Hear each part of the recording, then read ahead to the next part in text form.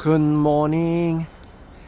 자, 어제는 이쪽 길로 갔는데 오늘은 이쪽 길로 한번 올라가 보겠습니다. 아직 완전히 밝아지지 않았죠. 5시 48분입니다. 오늘 많이 추워요. 이런 꽃샘 추위가 한겨울 추위보다가 오히려 더 추운 것 같죠. 왜냐면 따뜻할 거라고 예상을 했다가 갑자기 추워지니까 그런 것 같습니다. 자, 오늘은 그 댓글을 이렇게 읽다가 한 분이 지금 그 산호세에 살고 계시다고 하셨어요. 딸 그과 함께 오후에, 그러니까 여기 한국은 이제 새벽이지만 그쪽은 이제 오후가 되겠죠. 학교에서 이제 데리고 올 때 차에서 라디오처럼 들으신다고. 참 좋은 세상이에요, 그죠? 미국에 10년 이상 살았는데도 예나 지금이나 변함없는 생각. 한국 사람은 한국에서, 일본 사람은 일본에서 사는 게 좋을 것 같다. 나도 언젠가는 한국에 가서 우면서 한번 가보고 싶다. 그리고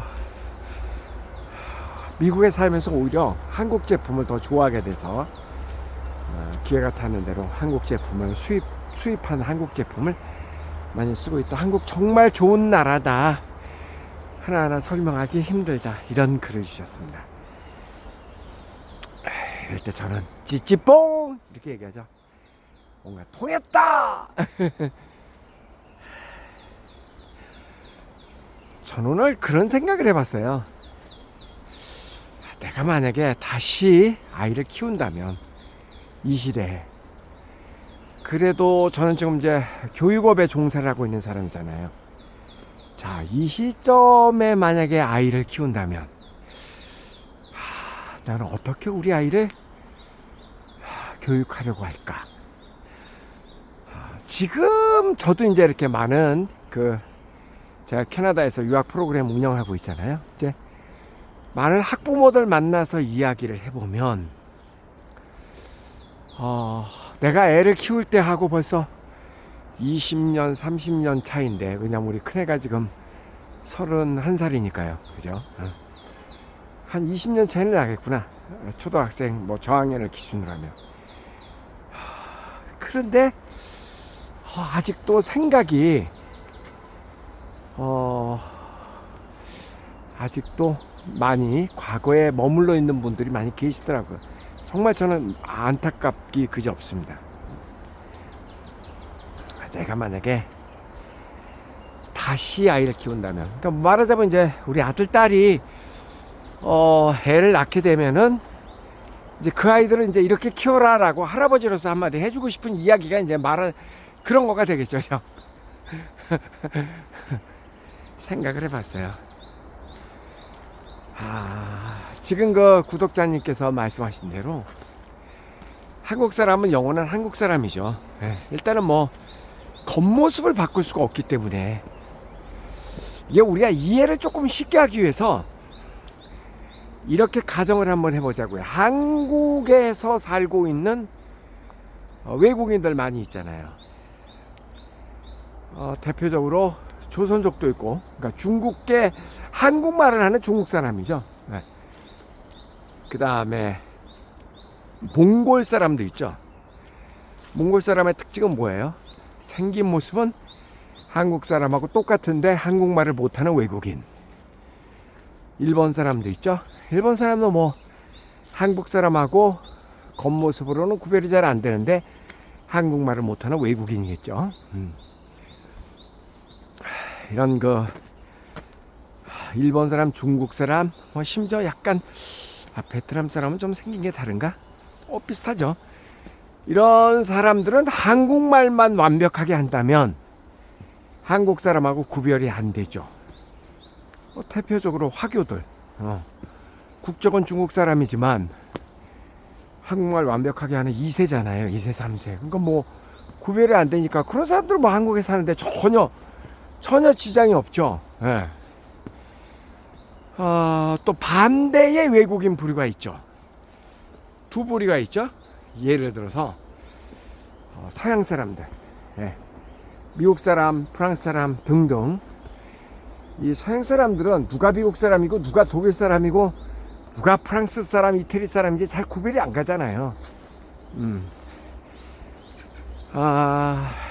그런데 서양 사람들은 우리보다 잘 사는 나라도 있고, 이제 지금은 우리나라보다 못 사는 뭐 동구권 사람이라든가 뭐 남미계 사람들이라든가 이런 사람들도 있지만, 일단은 그 서양인 프리미엄이라는 게 있어서 그래도 미국, 캐나다, 독일, 프랑스, 이태리 이런 쪽에 외국 사람들은 한국에 살면서 약간은 우월적 지위를 가지고 있죠. 부인하기 힘들죠. 네.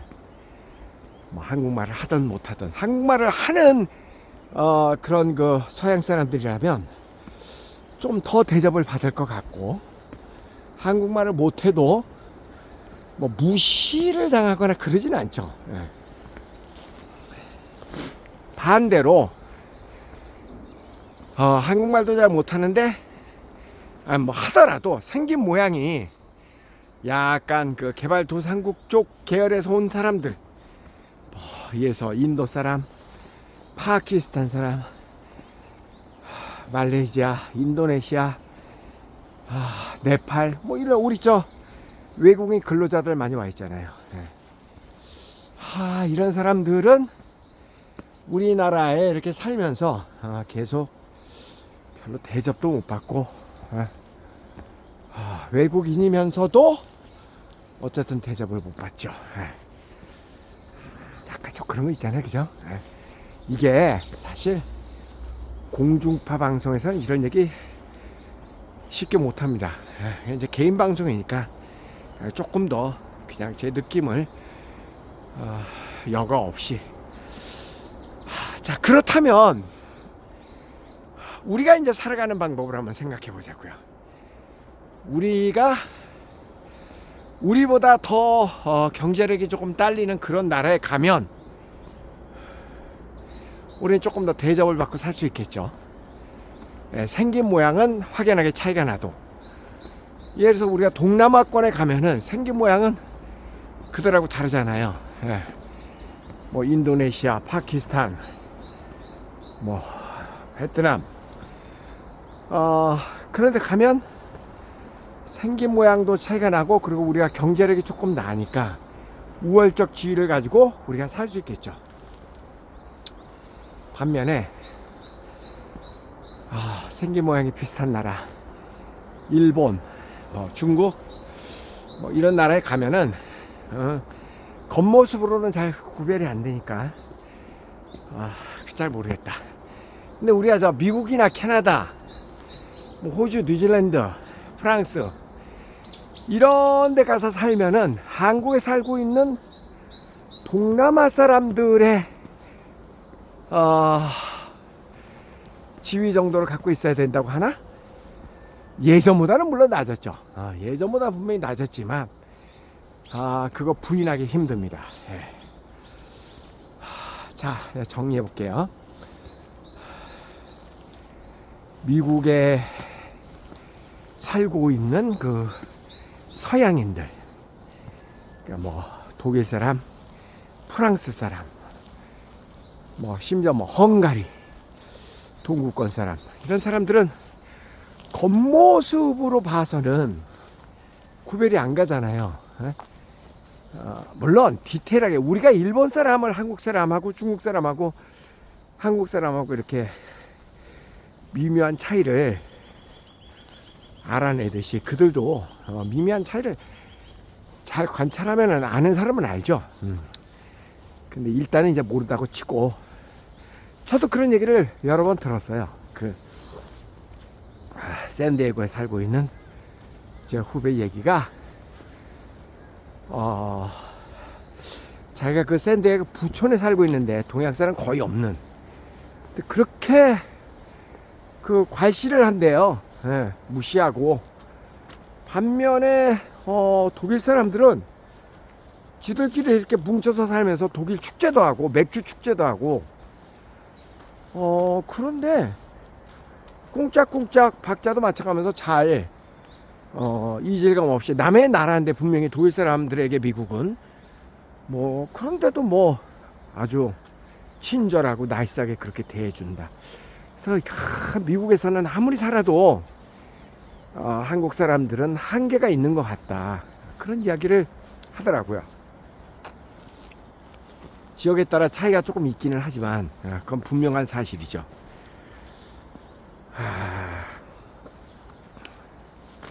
저는 제 앞에 그 주제가 그거였잖아요. 내가 만약에 다시 아이를 키우게 된다면 즉 다시 얘기해서 이 시대에 아이를 잘 키우는, 어떻게 하면 이 시대에 우리 아이들을 좀 한번 제대로, 그러니까 내가 생각하는 바람직한 방향이에요. 저는 이렇게 할 것 같아요. 첫째, 한국 사람으로 태어난 이상 한국인이라고 하는 자기의 주체성은 확실히 가져야 된다. 예. 왜냐하면 우리가 뭐 미국에서 국적은 바꿀 수 있어요. 미국인 캐나다인으로 국적은 바꿀 수 있지만, 그렇다고 해서 우리가 생긴 모양을 바꿀 수는 없거든요. 그러니까 어차피 우리는 한국 사람의 모양을 가지고 태어났고 한국인이니까, 그러니까 한국인이라고 하는 정체성은 확실히 가지고 평생을 살아야 된다. 자, 한국인이라는 정체성을 확실히 갖고 산다는 것에 있어서 제일 중요한 항목이 뭐냐면요, 한국말은 완벽하게 할 줄 알아야 된다.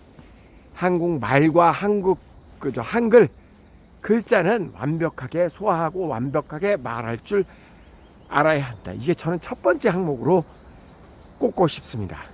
저 사는 곳이 어디가 되었던 간에 예전에 우리 미국 교포들 먹고 살기 힘든 시절에 주로 세탁소 많이 했잖아요.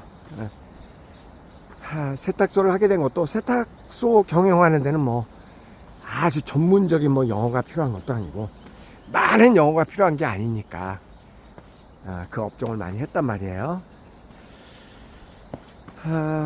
바쁘다 보니까 한국말 쓸 기회도 없고, 애도 한국말을 차분하게 가르칠 만한 여건도 안 되고, 그러다 보니까 옛날의 교포들 가운데는 자식들이 한국말을 제대로 못하는 그 교포들이 많이 있습니다. 근데 이렇게 되면 이제 나이 들면 정말 서러워집니다. 이게 둘 다 서러워집니다. 둘 다. 부모는 자식하고 대화가 잘 안 되죠. 팩트 전달은 되죠. 팩트 전달은 되는데, 쉽게 얘기해서 한국 드라마를 같이 못 봅니다. 정서가 달라서 말도 잘 이해를 못하고, 한국 코미디 보면 아빠 저게 왜 웃겨? 뭐 이런 식이 되는 거죠. 그게 되게 안타깝죠. 그리고 자식도 자기가 미국인인 줄 알지만 뭐 국적은 미국인이 될 수도 있죠. 국적은 캐나다 사람이 될 수도 있고, 호주 뉴질랜드 사람이 될 수도 있고. 근데 그렇다고 해서 백인들하고 함께 뭐를 하는데도 약간 한계가 있거든요. 아예 그래도 2세로 태어난 사람은 좀 낫고, 어렸을 때 건너갔거나 중학교 때 건너갔거나 뭐 이렇게 1.5세 뭐 1세 이런 데는 뭐 확연한 차이가 있죠. 그래서 이제 첫 번째, 제가 만약에 아이들 교육을 다시 시킨다면 제일 중요한 거는 한국인의 정체성을 확보하는 거는 최우선으로 둔다. 그래서 언어예요. 그래서 한국에서 저학년 때는요, 여기서 저학년이라고 하면은 1, 2, 3학년 정도, 이 정도까지는 한국 학교를 다니는 것을 저는 권합니다. 그래야만 한국 언어가 나의 모국어로서의 지위를 확실하게 갖고 있어야만 평생 나는 한국인으로서의 정체성을 가질 수 있는 아주 기본적인 거거든요. 그래서 어렸을 때는 이런 모국어를 확립을 하고 정체성을 확립하고. 그런데요, 그 다음에는 이제 두 번째는 이거예요. 나는 우리 아이를 한국인으로서 키우는 게 아니라 그냥 지구인으로 키우겠다. 다시 얘기해서 정체성은 한국 사람이 맞는데 그러면서 뿌리는 한국에 두고 있지만 여러 가지로 그렇지만 하는 행동이나 사고방식이나 이런 것들은 좀 유연하게 오픈 마인드 된 걸로 세계 각국의 문화를 다 몸으로 받아내고 그걸 핸들링 할 수 있는 뭐 그런 아이로 한번 키워보겠다. 그러기 위해서는 어떻게 해야 돼요? 어렸을 때부터 일단 여행을 좀 많이 다니고, 그러니까 각 다양한 문화를 어렸을 때부터 몸으로 받아내는 거죠. 그러니까 음식도 어렸을 때부터 한국 음식만 맨날 먹으면 그것도 굉장히 중요한 요소거든요. 뭐 사실 요즘 뭐 그런 사람은 별로 없죠. 한국 음식만 맨날 먹는. 그러니까 음식도 다양한 음식을 어렸을 때부터 먹이고, 그리고 여행도 세계 각국을 다양하게 여행도 하고, 그리고 언어도 이제 몇 살 때부터 나는 영어를 가르친다 그런 의미가 아니라 아예 그냥 어렸을 때부터 한국에서 살고 있는 한, 그리고 부모가 한국말을 쓰고 있는 한, 아무리 한국 땅에서 영어 유치원 다니고 뭐 영어 학원 다니고 별걸 다 해도 영어가 모국어가 될 수는 없습니다. 그러니까 본격적인 영어는 초등학교 한 3학년 이후에 하기로 하고, 그 어렸을 때는 그래도 영어에 조금 이렇게 노출이 되어야 되니까 다양한 방법으로 뭐 영어 유치원을 다니든 아니면 주기적으로 부모와 함께 영어권에 가서 좀 생활을 해보든 이렇게 해서 접촉면을 늘려서 어렸을 때부터 국제인이 되기 위한 준비를 하는 거죠. 저 옛날에 그런 기사를 한번 읽은 적이 있는데요. 뉴스위크에선가 그런 얘기가 있었어요. 만 1살이 되기 전에 그 target language, 우리가 만약에 영어라고 합시다. 만 1살이 되기 전에 영어를 한 번도 접해보지 않았던 사람은 평생 영어가 완벽하게 되기는 힘들다. 이런 살벌한 기사를 한번 본 적이 있습니다. 그러니까 어렸을 때부터 영어가 됐던 다양한 외국어를 접하면은 그 음가가 음가 무슨 말인지 알죠? 그 음의 소리값이 우리 뇌에서 이해를 하고 그것을 해석하기 시작한다라는 거죠. 그래서 이렇게 듣는 것부터 시작하잖아요. 그래서 어렸을 때부터 내가 배우고자 하는 외국어에 아이들을 많이 노출을 시키면 그 아이들이 나중에 본격적으로 그 언어를 배우기 시작했을 때 그게 굉장히 도움이 많이 된다. 그런 얘기입니다. 근데 이게 있잖아요. 키도 어렸을 때 크는 것처럼 모든 게 어렸을 때가 제일 중요합니다. 어렸을 때가 정말 중요해. 어리면 어릴수록 중요해. 어리면 어릴수록. 그러니까 우리 모국어인 한국말도 어렸을 때 거의 완성이 되잖아요. 그죠? 생각해보세요. 꼬맹이 태어나면 아무 말도 못하잖아. 1살 정도 지나면 그때 막 간신히 뭐 몇 마디 하죠. 엄마 뭐 이런 거. 2살만 돼봐요. 한국말 유창하게 하지. 애들 대단한 겁니다. 그러니까 이게 언어뿐만 아니라 굉장히 많은 것들이 이렇게 뇌세포가 이렇게 커가면서 성장하면서 언어뿐만 아니라 그 음악적인 것도 그렇고 굉장히 많은 것들이 어렸을 때 완성이 된다는 걸 정말 중요합니다.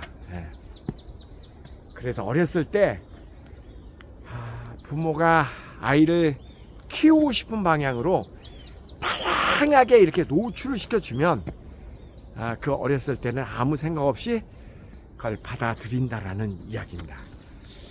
그렇게 해서 저는 아이들을 외국어에 노출시키고, 그리고 초등학교 3학년 이후에는 한 2년 정도 미국이나 캐나다, 저는 적어도 두 나라 외에는 생각을 안 할 것 같습니다. 궁극적으로는 미국이고요. 애들을 키우기에는 캐나다도 괜찮거든요. 어린 아이들의 경우에는. 왜 궁극적으로 미국이냐면, 여러분들 이거 착각하시면 안 됩니다. 미국, 캐나다, 호주, 뉴질랜드가 비슷한 나라라고 생각하시는 분들이 많이 계세요. 뭐 다 영어권인데 근데 그거 아닙니다, 여러분. 그거 아닙니다. 발음도 다른 그 정도가 아니라 국가의 체제 자체가 다르고 이 사람들의 생각의 크기 자체가 달라요. 정말 달라. 압도적으로 미국이 넘버원입니다. 그러니까 최종적으로는 이제 미국에 가는 게 저는 맞다고 봐요. 그게 맞다고 보는데, 이제 저학년 때는 영어도 아직 모르고 그럴 때는 좀 편안하게, 그렇게 쉽게 얘기하면 이런 거죠. 우리가 그 한국말을 배우기 위해서 한국에 누가 유학을 온다 그랬을 때, 아주 어렸을 때라면은 대치동 같은 데 가갖고 막 피 튀기는 그런 살벌한 곳도 나쁘지는 않지만, 돈도 많이 들고 좀 편안한 시골, 그렇다고 아주 깡총 말고 작은 도시, 이런 데 가서 아이들하고, 거기 현지 우리나라의 아이들하고 이렇게 지내면은 아이들도 조금 착하고 한국말 배우기에는 좋죠. 안동이라든가 한국의 전통적인 그 느낌이 있는 곳, 조금 작은 도시. 근데 그런 데서 계속해서 한국을 이해하겠다고 거기에서 사는 건 좀 웃기잖아. 그죠? 이제 진짜로 한국을 공부하기 위해서는 서울로 와야지. 제 얘기는 그 얘기입니다. 그러니까 어렸을 때 한 2년 정도는 나는 미국 또는 캐나다에서 애들을 키울 것 같다. 그리고 나서 다시 한국에 돌아와서, 왜냐면요, 그때서부터 계속 이렇게 나가 있잖아요. 그러면은 아이가 나중에 헷갈려 합니다. 정체성 문제 때문에. 내가 한국인인가 미국인인가 캐나다인인가 약간 헷갈려 하거든요. 그러니까 일단 들어와서 한국에서 초등학교 정도는 졸업하는 것도 괜찮을 것 같다. 중학교 1학년 이후에 나가는 아이들은 정체성에 혼란이 없습니다. 참고로 알아두세요. 중학교 1학년 이후에 유학을 가거나 외국을 나가서 계속 거기에 있는다고 해도 그 아이는 이미 정체성 문제는 해결이 된 아이들입니다. 한국인이라는 것을 확실히 알고 있습니다. 그걸 역으로 이야기하면, 중학교 1학년 이후에 나간 아이들은 어떤 경우에도 영어가 미국 사람처럼 되지 않는다, 그 얘기입니다. 꼭 미국 사람처럼까지 되지는 않아도 그건 그렇게 크게 중요한 건 아니잖아요. 근데 이제 제가 지금 앞에 말씀드린 대로 초등학교 한 3학년 이후에 한 1년 반에서 2년 정도 나갔다가 다시 들어왔다가 중학교 1학년 이후에는 나가도 괜찮습니다. 그러면은 영어도 완벽하고 한글도 완벽합니다. 그리고 정체성도 이렇게 헷갈리지 않는 그런 나이가 됩니다. 그 다음에는 이제 국제사회에서 가급적 미국이나 캐나다 이런 나라에서 가서 아이들을 중고등학교, 대학교까지, 대학교는 좀 가급적 미국을 가는 게 좋을 것 같아요. 내가 만약에 다시 키운다면 나는 그렇게 하겠다라는 겁니다. 그렇게 해서 이제 학창 시절을 보내면 이 아이는 어떤 아이가 되냐면요, 영어도 완벽하게 하고 한국말도 완벽하게 하고 나는 한국 사람이라고 하는 정체성도 확보가 되고, 그리고 나중에 가장 바람직하다고 일방적으로 얘기하긴 뭐하지만 그냥 내가 생각할 때 그냥 내 생각입니다. 사는 방식이 여러 가지가 있는데 그래도 내가 생각할 때 참 좋은, 어쩔 수 없다, 바람직한 그런 그 삶은 한국말, 영어, 기타 외국어를 완벽하게 하면서 한국과 외국과의 가교 역할을 하는 직업. 예. 나는 그런 직업이 최고인 것 같아. 여러분 어떻게 생각하세요? 예. 뭐 정치에 관한 일도 국제 관계의 일을 할 수도 있고, 그 다음에 뭐 경제, 뭐 한국의 기업에 근무하면서 수출이라든가 통상이라든가 뭐 이런 쪽에 일을 할 수도 있고, 워낙 지금은 모든 것들이 이렇게 톱니바퀴처럼 세계가 한 바퀴로 굴러가니까 그런 일들이 굉장히 많거든요. 요즘은 뭐를 해도 굉장히 많습니다. 네. 그러니까 외국어를 좀 할 줄 알고, 뿐만 아니라 제일 중요한 것 중에 하나가 커뮤니케이션, 소통하는 능력이에요. 네. 근데 소통하는 능력은 한국 교육으로는 커버가 안 됩니다. 한국 교육은 일방적으로 지식을 전달하고 전달받는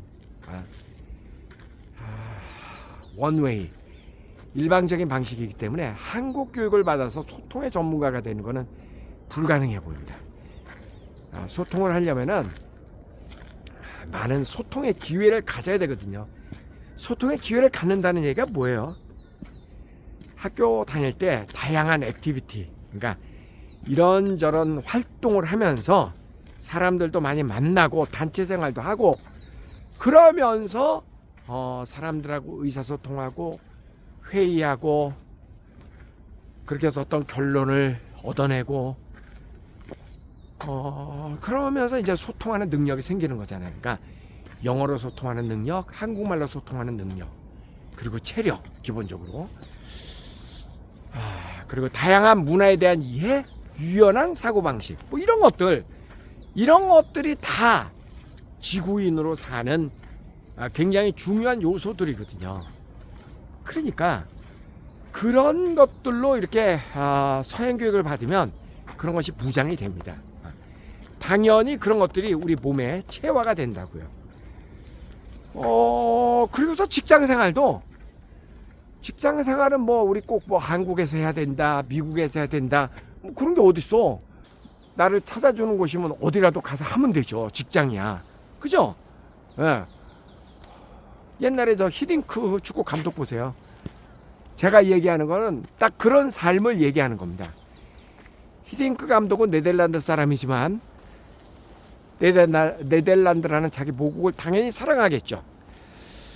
그렇지만 축구 전문가라는 직업을 갖고 있으면서 영어도 잘하잖아요. 예. 화라나는 모국어니까 당연히 잘할 거고. 그러면서 뭐 여기서 오라면 여기 가서 축구 감독하고, 저기서 오라면 저기서 축구 감독하고, 예, 사는 것도 뭐 한국에서 축구 감독하는 동안에는 한국에서 살고, 바로 그런 겁니다. 제가 얘기하는 거는. 예? 지금 우리나라의 손흥민 선수를 비롯해서 가장 어떻게 보면 이상적인 그런 그 직업, 그게 꼭 축구에만 해당되는 게 아니다라는 얘기예요. 내 얘기는 모든 직업군에서 다 그런 방식으로 사는 게 가장 바람직한 삶의 방식이 아니겠느냐, 저는 그렇게 생각합니다. 이제 그런 데는 이제 가장 큰 이유가 바로 그런 거죠. 뭐냐면 한국의 교육이 지금 너무 뒷걸음질 치고 있고, 그리고 한국의 문화 성향 자체가 너무나 폐쇄적이고, 그러니까 이런 데서 그 되도 않는 공부 해가면서, 미안합니다, 되도 않는 공부라고 해서 정말 말도 안 되는 공부를 지금 우리는 시키고 있는 거거든요. 그런데다가 그렇게 에너지를 쏟고 공부를 하면 할수록 말 잘 듣는 그런 착한 바보를 만드는 그런 교육은 좀 아닌 것 같다. 그래서 여러분이 좀 경제력이 좀 되고, 그러신 분들이라면은 아이들이 어렸을 때서부터, 요거는 나이가 생명이거든요. 이게 꼭 언어뿐만 아니라 사고방식도 굳어지면 끝입니다. 근데 저는 그게 굉장히 안타까워요. 우리나라에서 한참 성장기에 있는 아이들을 사고방식을 이렇게 어떤 틀에 딱 집어넣어서 딱 그렇게 고정화를 시키는, 그게 대한민국의 교육이라 너무너무 안타깝습니다. 그러니까 저는 그렇게 한번 키워보겠다. 그리고 이제 어른이 되면 전 세계를 누비면서 그냥 사는 겁니다. 전 세계 요즘 어디 가도 요즘 한국 식당 있으니까 먹는 거 걱정 안 하셔도 되고요. 한국말 잘하는 사람들도 제법 있어. 그러니까 그러고 사는 겁니다. 앞으로는. 앞으로 그러고 사는 겁니다. 왜 내가 한국에서 태어났으니까 꼭 한국에서 대학을 나와야 되고 한국에서 뭐를 해야 돼? 옛날 사고방식.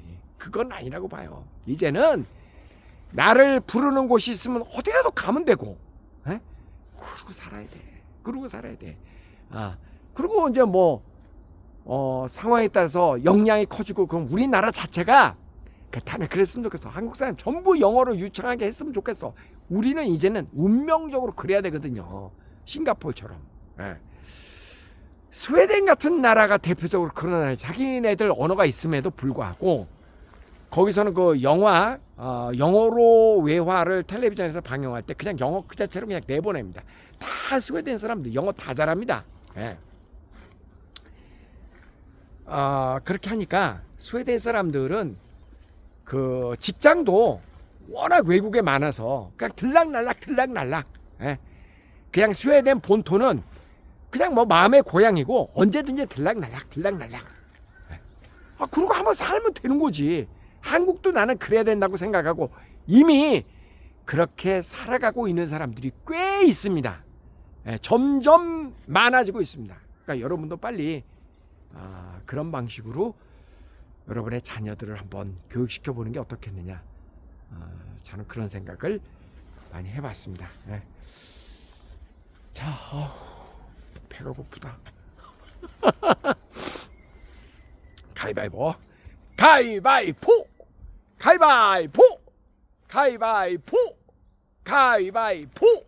마지막 가위바위보. 주먹이에요. 안녕히 계세요.